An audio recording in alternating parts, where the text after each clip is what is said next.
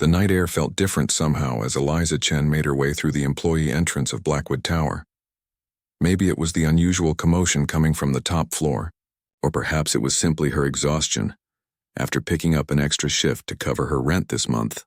Either way, something felt off as she changed into her gray uniform in the tiny basement locker room. For 3 years, Eliza had cleaned the offices of Blackwood Financial, while its employees either worked late into the night or had long since gone home to their luxurious apartments. Tonight, however, the building hummed with activity as she pushed her cleaning cart into the service elevator. The security guard had mentioned something about a big investor party on the 50th floor, which meant extra cleanup afterward and hopefully better tips. "Hold the elevator, please," called a voice as the doors began to close. Eliza quickly pressed the button and a tall woman in a sleek black dress slipped inside, carrying a violin case. Her perfume filled the small space, making the industrial cleaning products on Eliza's cart seem suddenly harsh and obtrusive. "Thank you," the woman said, barely glancing at Eliza before pressing the button for the top floor. Her eyes flicked to the cleaning cart and then away, as though the very sight of it might somehow soil her designer dress. Eliza nodded silently and pressed herself against the wall, making herself as invisible as she could, a skill she had perfected over the years. The musician's presence reminded her of another life, one that sometimes felt more like a dream than a memory. When the elevator doors opened on the 50th floor, Eliza waited for the violinist to exit first. The sounds of classical music, laughter, and clinking glasses spilled into the elevator. Eliza hesitated before wheeling her cart out. She usually started her cleaning from the bottom floors up, but the event coordinator had specifically asked her to keep the restrooms on this floor immaculate throughout the evening. The main reception area had been transformed into an elegant venue. Crystal chandeliers cast a warm glow over the gathering of New York's elite. In the corner sat a magnificent grand piano, its polished surface reflecting the light like a black mirror. Eliza's eyes lingered on it for a moment too long. "The bathrooms are that way," said a sharp voice, snapping her attention back. A woman in an event staff uniform pointed down a hallway. "Keep out of sight unless you're emptying trash, please." Eliza nodded and pushed her cart in the indicated direction, her cheeks burning slightly. As she worked, she could still hear the music and conversations from the main room. The bathroom door swung open periodically, bringing brief waves of the party inside.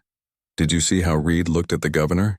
I swear he thinks he's untouchable," said one woman to another as they touched up their makeup, seemingly oblivious to Eliza's presence. "Well, when you're worth $11 billion, I guess you are," replied her friend with a laugh. Eliza had heard plenty about Alexander Reed, the owner of Blackwood Financial. His face was plastered across business magazines and local papers, usually alongside headlines about another record-breaking deal or acquisition. Employees spoke of him in hushed, fearful tones. In 3 years, she had glimpsed him only a handful of times, usually striding through the lobby with an entourage of assistants scrambling to keep up. After finishing the restrooms, Eliza reluctantly made her way to the main area to empty the elegant waste bins discreetly placed around the room. She kept her eyes down, moving efficiently around the edges of the crowd. The violin music had stopped, and now a string quartet played softly in the background as servers circulated, with trays of champagne and hors d'oeuvres. She was nearly finished when a commotion, near the center of the room, caught everyone's attention. A man's voice, loud and slightly slurred, cut through the pleasant hum of conversation. No, Governor, you misunderstand me. I'm not saying your infrastructure plan is bad. I'm saying it's catastrophically uninformed." The crowd parted slightly, and Eliza saw him for the first time up close. Alexander Reed, looking even taller in person, with sharp features and dark hair just starting to gray at the temples. He held a champagne glass loosely between his fingers, gesturing with it as he spoke to a red-faced older man. "Perhaps if your advisors had consulted actual financial experts instead of career politicians, we wouldn't be having this conversation," Reed continued, seemingly enjoying the discomfort he was causing. An uncomfortable silence fell over the nearby guests. A woman who appeared to be Reed's assistant approached him, whispering something in his ear, but he waved her away. "I think you've had enough champagne, Alex," said another man, attempting to defuse the situation. Reed's eyes flashed. "I've had exactly enough champagne to tell the truth, Thomas. Isn't that what we're all dancing around here? The truth? The governor forced a tight smile. Perhaps we should continue this discussion another time, Mr. Reed. Yes, perhaps when you've actually read your own proposal. Reed replied with a cold smile that didn't reach his eyes. As the governor walked away, Reed turned and caught Eliza watching. She quickly looked down and moved to the nearest waste bin, praying he would ignore her like everyone else did. Instead, she heard footsteps approaching. "Enjoying the entertainment?" Reed asked, his voice cutting like ice. Eliza kept her eyes on the bin she was emptying. "I'm just doing my job, sir." "Your job includes eavesdropping on private conversations." He was standing right beside her now, close enough that she could smell the expensive cologne mingling with champagne on his breath. "No, sir, I apologize." Eliza risked a glance up and immediately regretted it. His gaze was intense, as though he could see right through her. Something about her face seemed to catch his interest. He tilted his head slightly. "Have we met before?" "I clean your office building, sir." 3 years now." Reed laughed, the sound sharp and without humor. 3 years? Well, isn't that something? 3 years, and I've never noticed you. A few nearby guests had turned to watch the interaction, their expressions a mix of curiosity and discomfort. Eliza wished the floor would open up and swallow her whole. "What a waste," Reed continued, his voice growing louder as though he was now performing for his audience. 3 years of sweeping floors when you could have been… What? What grand ambitions are hiding behind that invisible face? Eliza felt heat rising to her cheeks. She should just walk away, but something kept her rooted to the spot. "Everyone has dreams, Mr. Reed. Even the people you don't notice." A flash of surprise crossed his face, quickly replaced by amusement. "She speaks, and with such poetic flair." He turned to the gathering crowd. "Did you hear that, everyone? Our cleaning lady has dreams." Nervous laughter rippled through the onlookers. Eliza gripped the handle of her cart so tightly her knuckles turned white. Reed wasn't finished. His eyes landed on the grand piano, and a new idea seemed to form. "Tell me, what are these dreams of yours?" "Let me guess." He walked toward the piano, gesturing for her to follow. When she didn't move, he waved impatiently. "Come now, don't be shy. You've captivated your audience." Reluctantly, Eliza pushed her cart to the side and approached, stopping several feet from the piano. The room had grown quiet, the string quartet no longer playing. Reed ran his fingers lightly over the piano's surface. "This is a Steinway Model D, worth more than you make in a decade. I'd bet anything you've never even touched such an instrument." Eliza said nothing, but something must have flickered across her face because Reed's eyes narrowed slightly. "Oh? Have I touched a nerve?" He leaned against the piano, studying her with renewed interest. "Wait, let me guess. In another life, you fancied yourself a musician? A pianist, perhaps?" Some of the guests chuckled. A woman nearby whispered something to her companion, both of them looking at Eliza with a mixture of pity and second-hand embarrassment. "Mr. Reed, perhaps we should return to the…" began a man who appeared to be the event coordinator. In a moment, Reed cut him off without taking his eyes off Eliza. "I'm having a revelation here. Our invisible cleaning lady harbors secret talents." He suddenly struck a dramatic pose, one hand on his heart. "If you play this piano, really play it, not just plink out chopsticks, I shall marry you." The room erupted in laughter. Reed took a theatrical bow, clearly pleased with himself for providing the evening's entertainment. "What do you say?" he asked, gesturing grandly toward the piano bench. "Care to audition to become the next Mrs. Reed?" Eliza stood perfectly still, her face unreadable. The laughter around her faded as the guests realized she wasn't leaving or laughing along with the joke. "Come now," Reed said, his smile faltering slightly. "No need to be so serious. It was just a bit of fun." Eliza looked at the piano, then back at Reed. The room had gone completely silent. Then, without a word, she slowly removed her cleaning gloves and tucked them into her uniform pocket. She walked to the piano bench and sat down, adjusting her position with the practiced movements of someone who knew exactly what they were doing. Reed's smug expression froze as she lifted her hands and placed them gently on the keys. For a brief moment, she closed her eyes, took a deep breath, and then her fingers began to move. The first notes floated through the air like drops of rain on a still pond, gentle, precise, questioning. Eliza's fingers moved with a fluidity that seemed impossible for someone who supposedly spent her days scrubbing floors and emptying trash bins. She began with Chopin's Nocturne in E-flat major, a piece that started softly before building into something more complex, more revealing. Alexander Reed's smirk faded as the music filled the room. He had expected fumbling, perhaps a childhood memory of Twinkle, Twinkle, Little Star that would provide a few moments of awkward entertainment for his guests. What he was witnessing instead was undeniably the work of a trained pianist. The party guests, who seconds ago had been laughing at Reed's mocking proposal, now stood transfixed. Conversations halted mid-sentence. Champagne glasses paused halfway to lips. The serving staff stopped their movements. Trays balanced perfectly as they too were drawn into the unexpected performance. Eliza's eyes remained closed, her body swaying slightly with the rhythm of the piece. As the nocturne's middle section intensified, her fingers danced more urgently across the keys. Every note was deliberate, charged with emotion that seemed to tell a story of its own, of dreams abandoned, of beauty hidden away, of a life interrupted. Reed took a step closer to the piano, his brow furrowed in confusion and something else, disbelief perhaps, or the dawning realization that he had severely misjudged the woman before him. The champagne in his glass rippled with the vibrations of the music. As Eliza reached the end of the nocturne, she transitioned seamlessly into another piece, this time Rachmaninoff's Prelude in G minor. The shift was dramatic, from the gentle moonlit qualities of Chopin to the thunderous, demanding presence of Rachmaninoff. Her hands moved with startling speed and precision, attacking the keys with a confidence that suggested years of rigorous training. "Who is she?" whispered a woman near Reed, her question barely audible over the music. Reed said nothing. He couldn't take his eyes off Eliza's hands, how they stretched to reach impossible chords, how they conveyed both strength and vulnerability in the same movement. The janitor's uniform she wore now seemed like a costume, a disguise that had fooled them all. The Rachmaninoff piece built to its climax, Eliza's body now fully engaged in the performance. Sweat beaded on her forehead, but her concentration never wavered. When she struck the final thunderous chords, the sound seemed to reverberate through the entire building.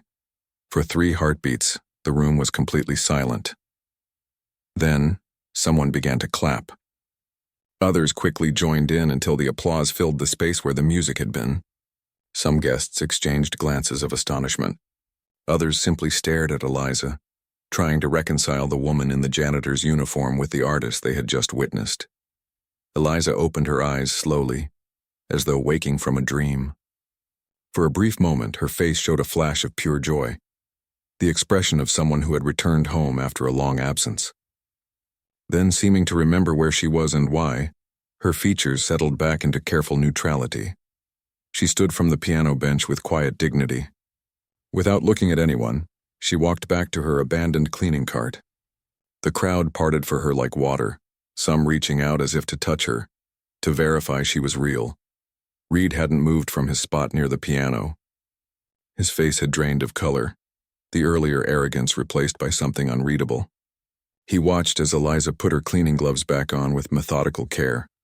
"Wait," he finally said, his voice sounding strange even to his own ears. Eliza paused but didn't look up. Reed took a few steps toward her, aware that every eye in the room was on him. The tables had turned. Now he was the one on display, his response being judged. "That was unexpected. Was it what you wanted, Mr. Reed?" Eliza asked quietly, finally meeting his gaze. "Enough entertainment for your guests?" Reed opened his mouth, then closed it again. For possibly the first time in his adult life, the billionaire found himself at a loss for words. "If you'll excuse me," Eliza continued, her voice steady despite the trembling of her hands. "I have bathrooms to clean." She began to push her cart toward the hallway, but her path was blocked by an older woman with silver hair who stepped forward from the crowd.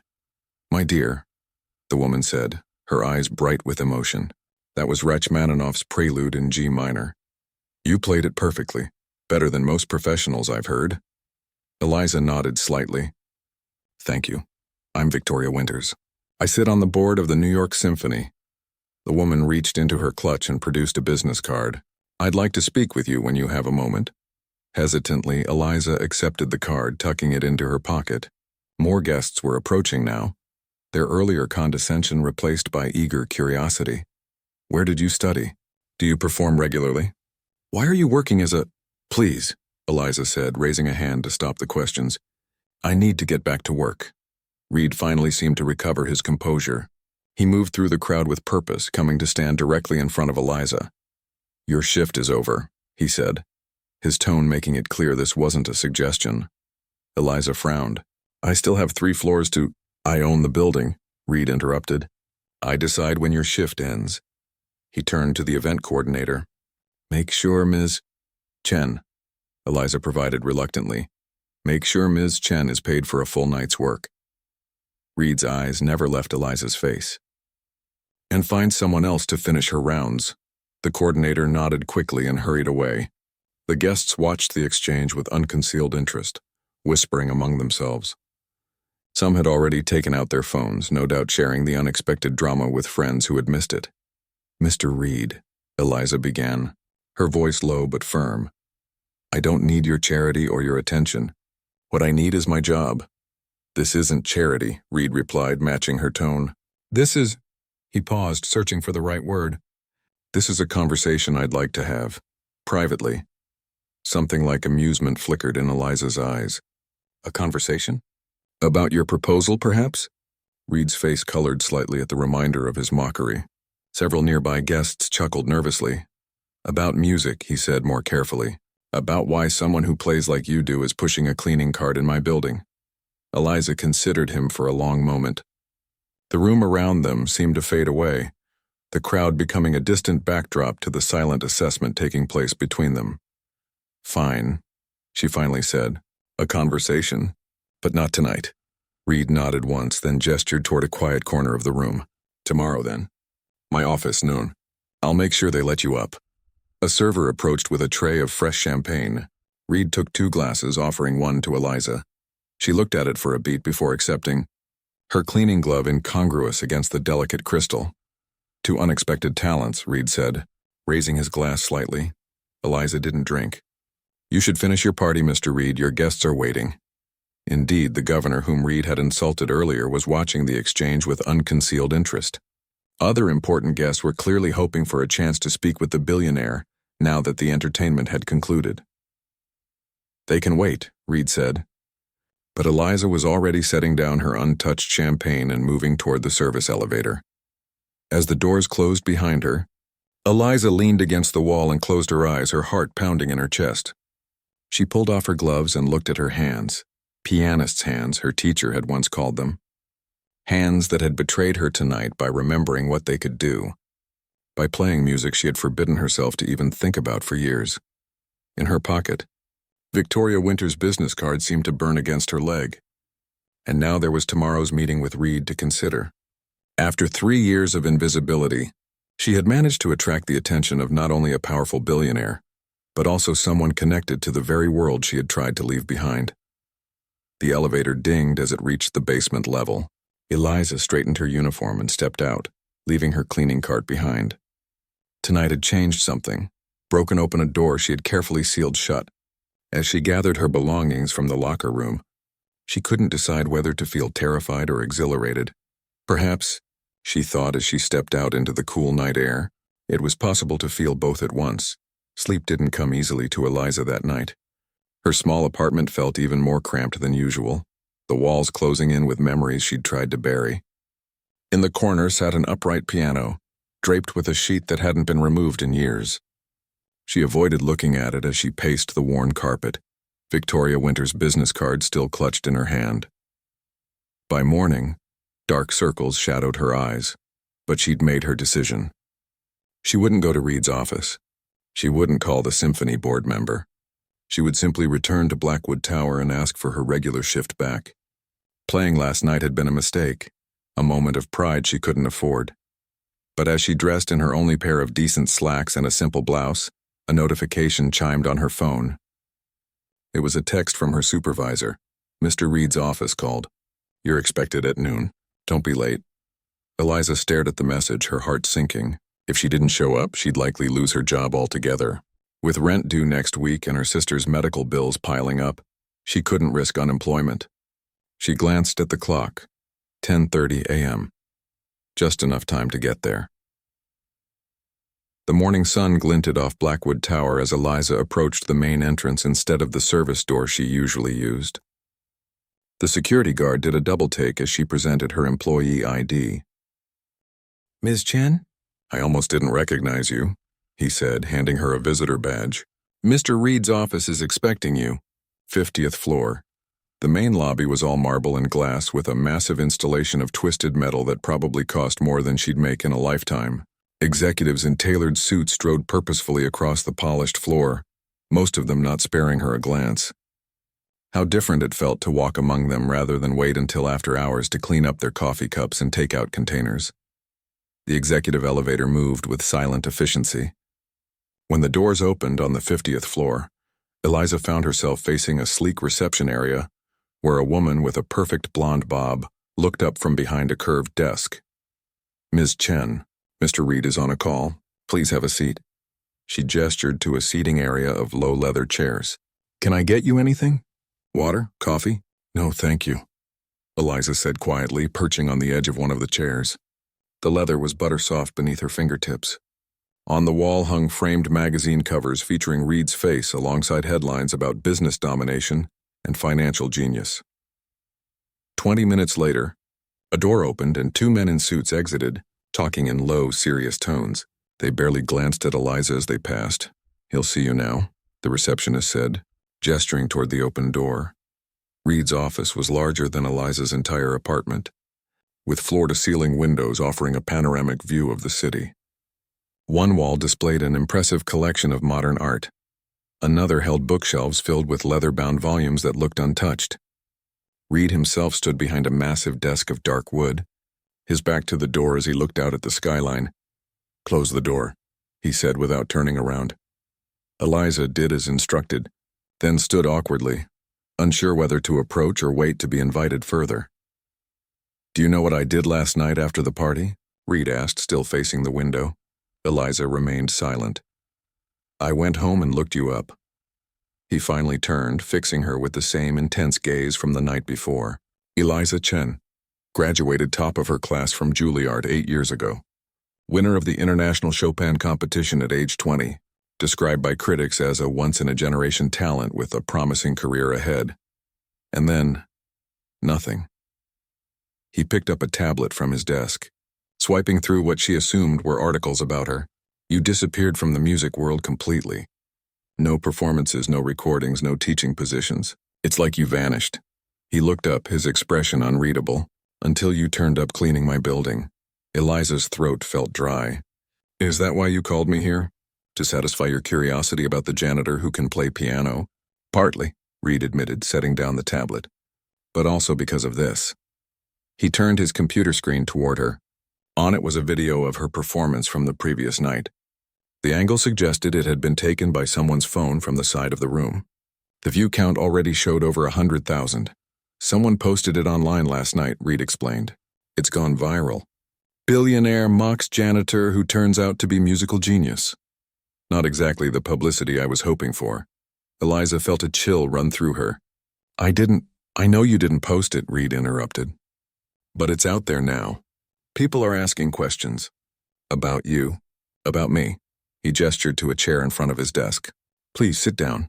Eliza sat stiffly, her hands folded in her lap. What does this have to do with me? I just want to keep my job. Why did you stop playing? Reed asked, ignoring her question. Someone with your talent doesn't just walk away from a promising career to clean offices. The direct question caught her off guard.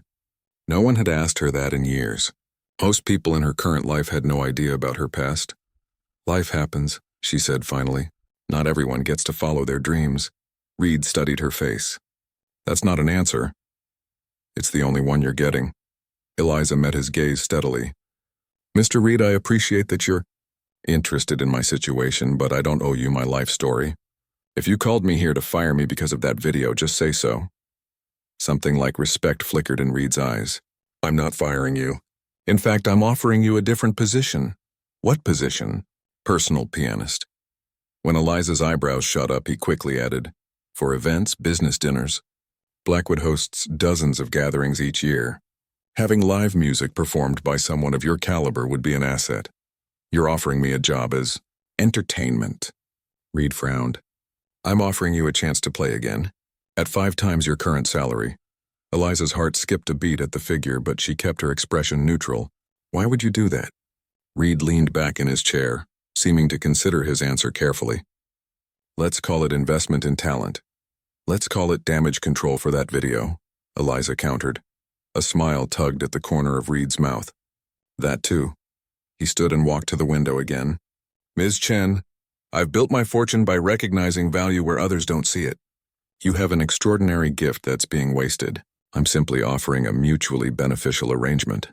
And what happens when you get bored with having your own personal pianist? When the novelty wears off? Reed turned to face her. Is that what you think this is? A novelty? Isn't it? The cleaning lady who can play Chopin. A good story to tell at parties. Eliza stood up, suddenly tired of the game. Mr. Reed, I came here because I thought I was going to lose my job. If that's not the case, I should get back to work. Why did you play last night? Reed asked abruptly. You could have walked away. Let me make a fool of myself without consequences. But you chose to sit down at that piano after what must have been years without playing. Why? The question hung in the air between them. Eliza looked away, unable to meet his gaze as she considered her answer. Because you thought I couldn't, she said finally, her voice barely above a whisper, and because for just a moment I wanted to remember what it felt like. To be me again. The silence that followed was heavy with unspoken understanding. Reed moved from the window to stand closer to her. There's a piano in the conference room next door, he said quietly. No one's using it right now. Eliza looked up at him, confused. What? Play for me, Reed said. It wasn't a command this time, but something closer to a request. Not for my guests or for a viral video, just play something. Anything you want. Why? Reed seemed to struggle with his answer. Because I want to understand. Understand what? Why someone walks away from something they were born to do. Eliza stared at him for a long moment, searching his face for mockery or manipulation. She found neither, only genuine curiosity.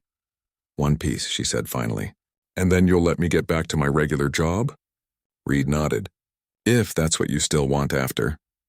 He led her to an adjoining conference room where a beautiful baby grand piano sat near the windows.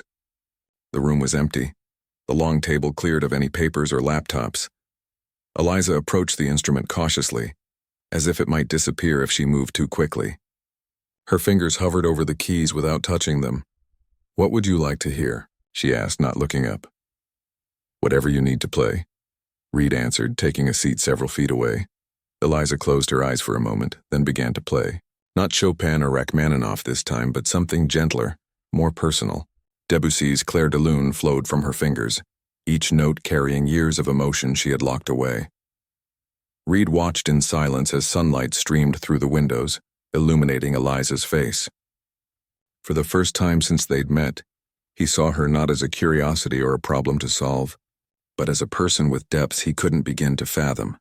And as the final notes faded, something shifted between them, a door opening to possibilities neither had considered before.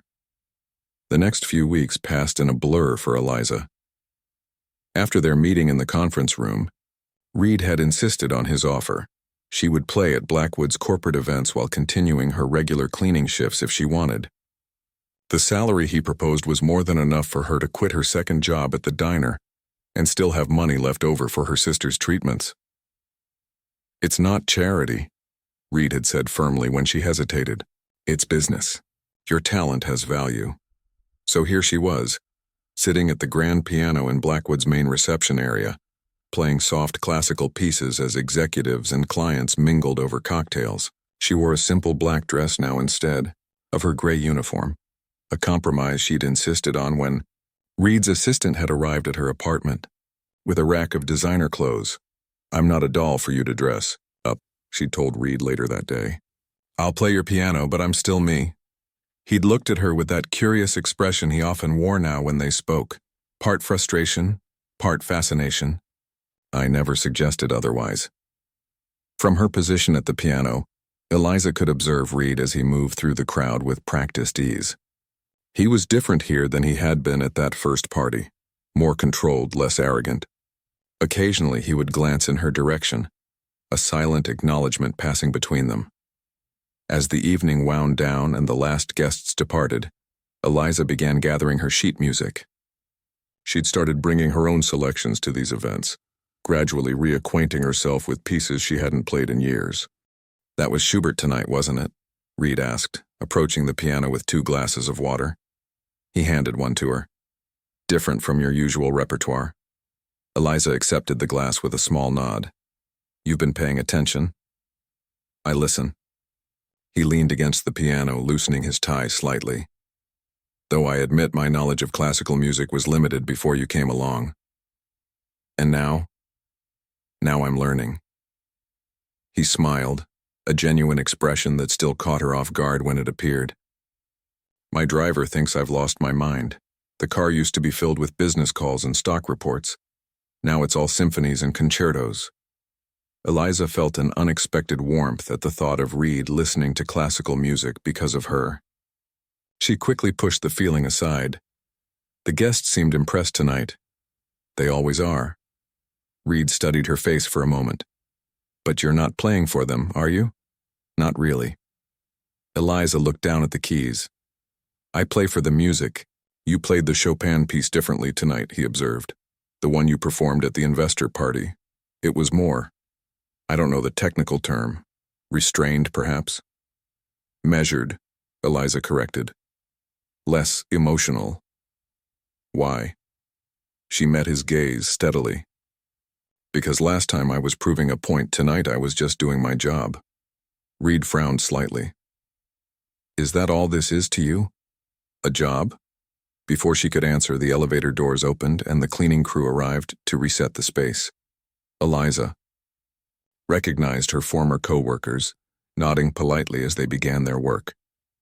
They kept their distance, unsure how to treat her now that her status had changed. I should go, she said, gathering the last of her music.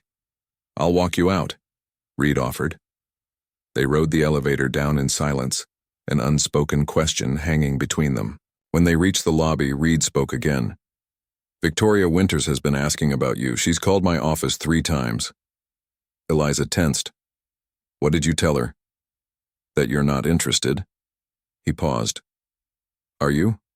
The glass doors of the building slid open as they approached, letting in the cool evening air. Outside, Reed's driver waited beside a sleek black car. It's complicated, Eliza finally said. Everything worthwhile usually is. Reed hesitated, then added, My car can take you home. I take the subway. It's past midnight. I always take the subway, Reed sighed. At least let me ride with you to make sure you get home safely. Eliza raised an eyebrow. Alexander Reed on public transportation? That would certainly make the tabloids. I'm serious. So am I. I've been taking care of myself for a long time. She adjusted her bag on her shoulder. I'll see you at the charity gala next week. Before she could turn away, Reed said, Have dinner with me tomorrow night. Eliza stared at him, caught off guard by the sudden invitation. What? Dinner. A restaurant.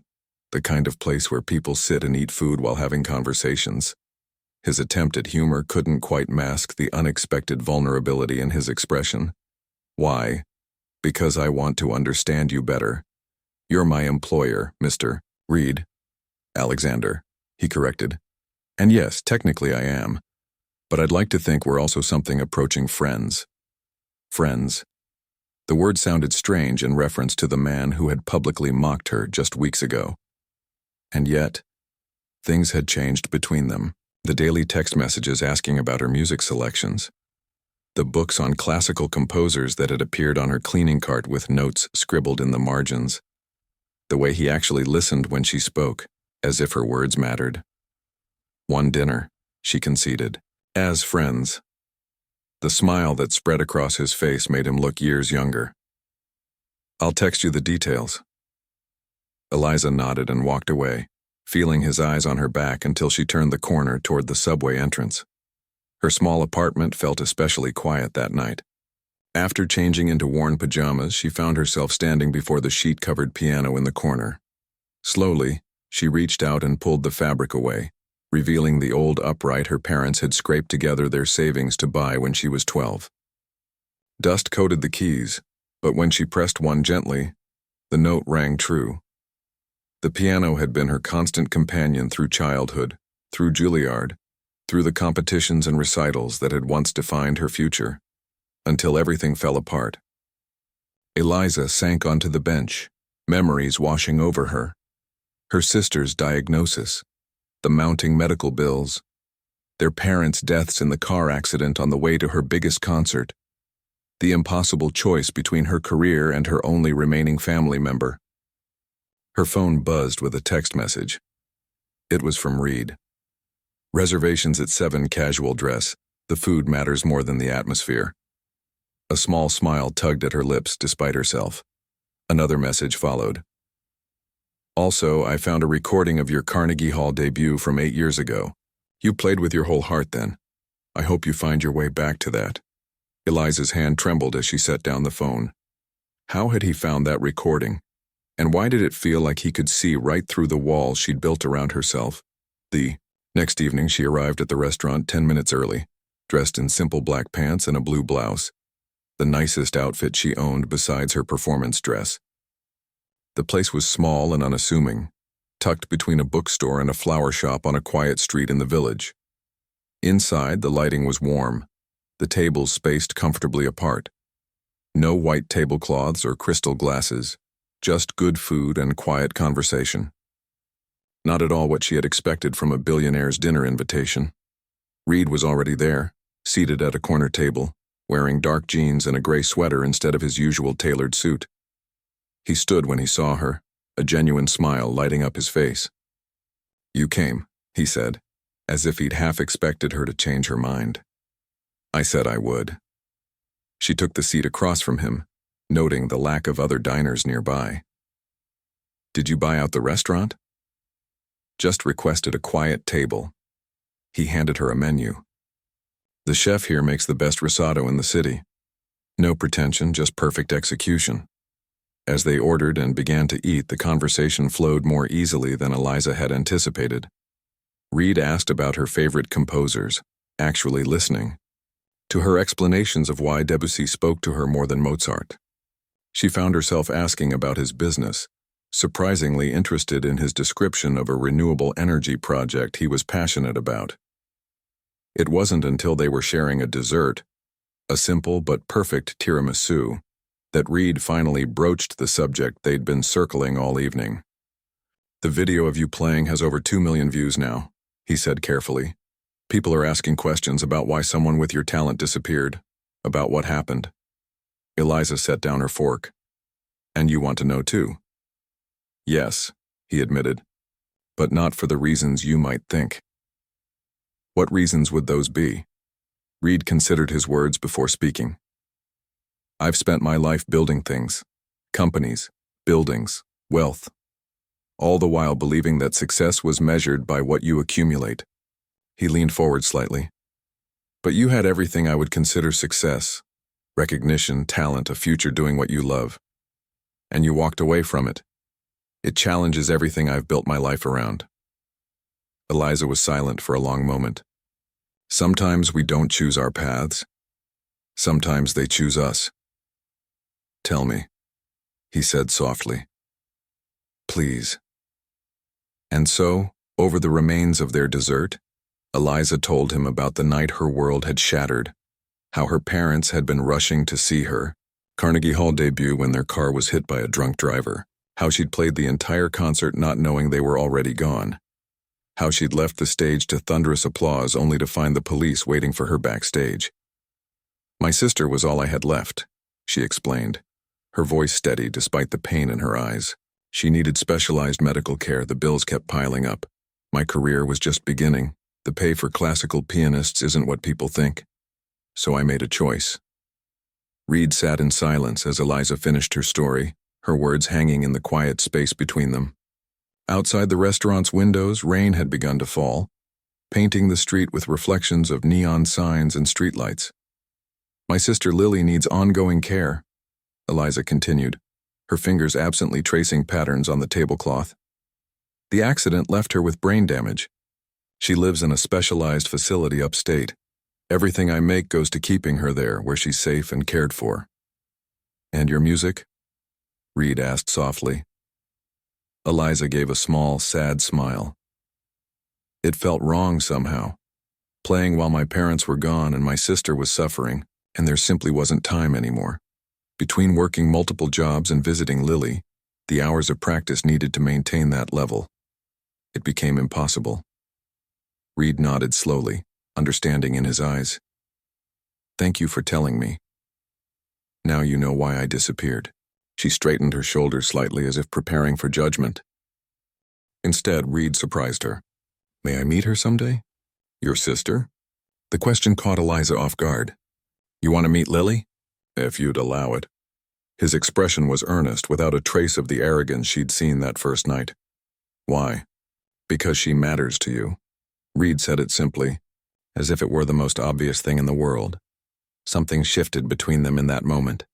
A deeper understanding. A bridge across the vast differences in their lives.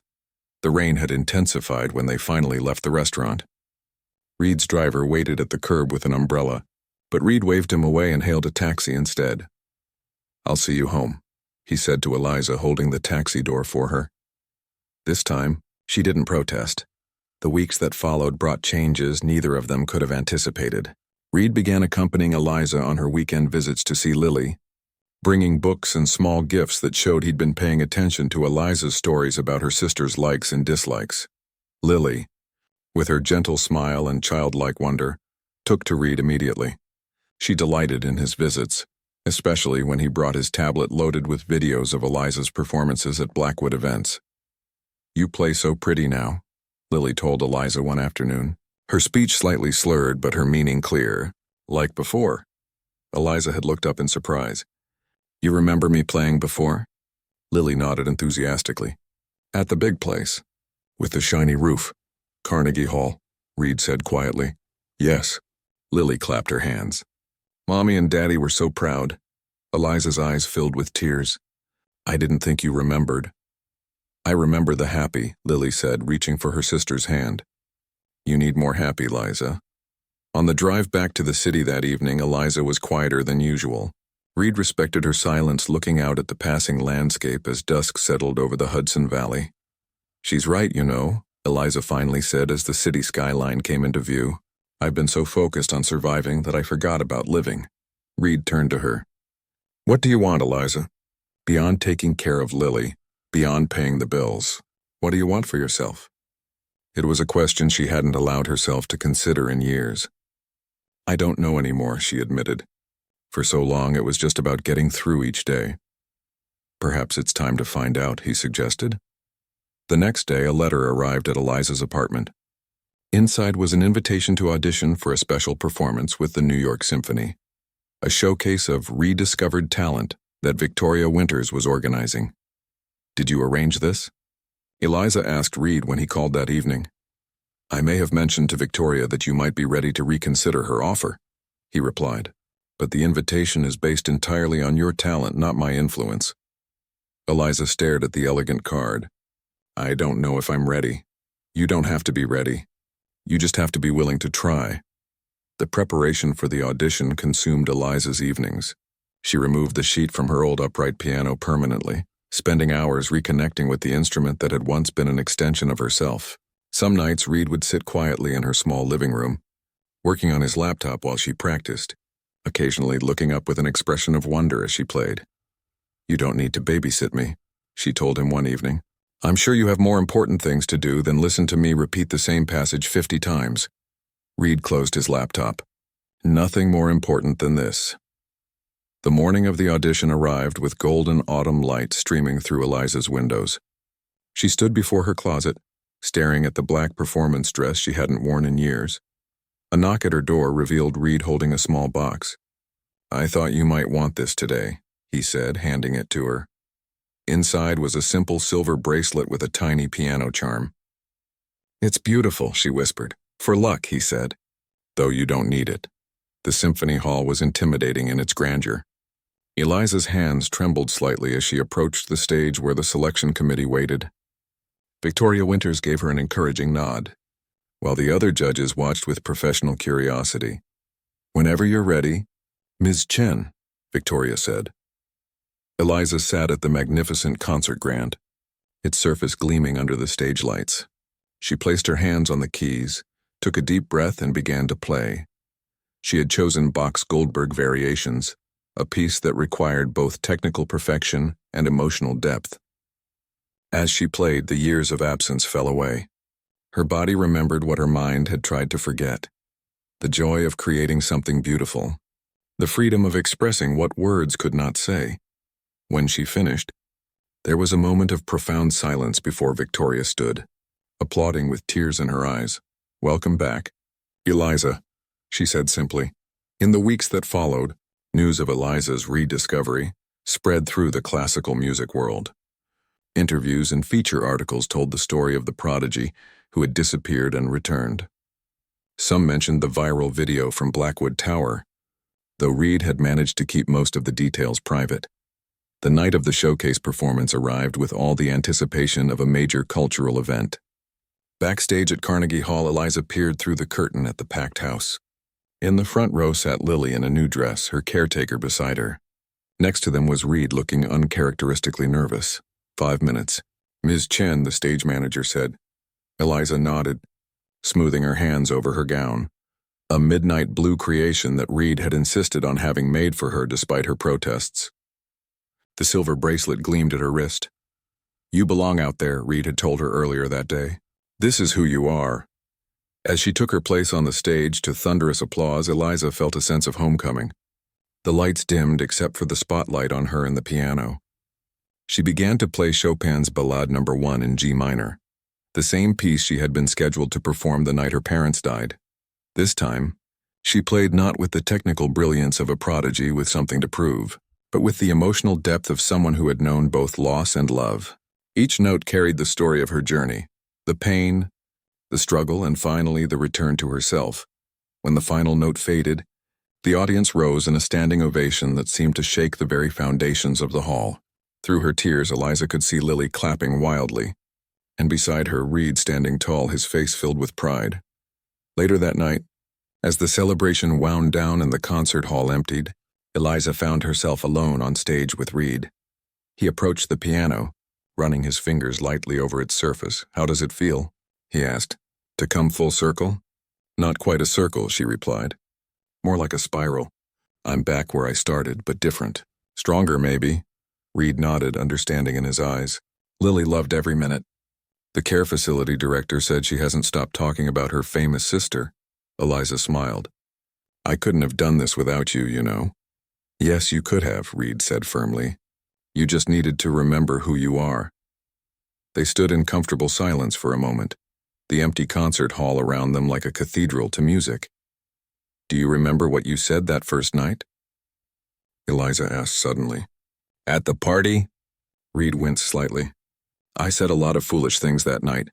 You said, 'If you play this piano, really play it, I shall marry you.'" Eliza's eyes held a hint of mischief. "It was a mockery then.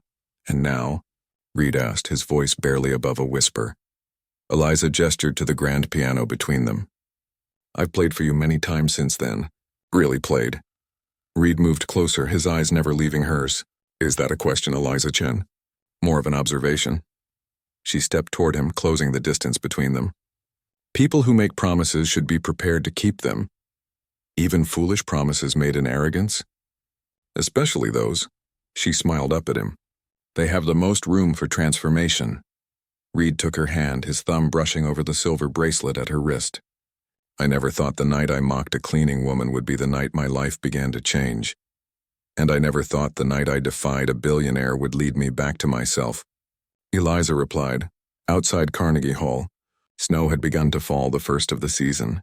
Inside, in the warm glow of the stage lights, two people who had started as strangers, separated by wealth, status, and circumstance, stood together, their unlikely story still unfolding, and somewhere, in the perfect acoustics of the empty hall, the ghost of a promise lingered, transformed from mockery to possibility.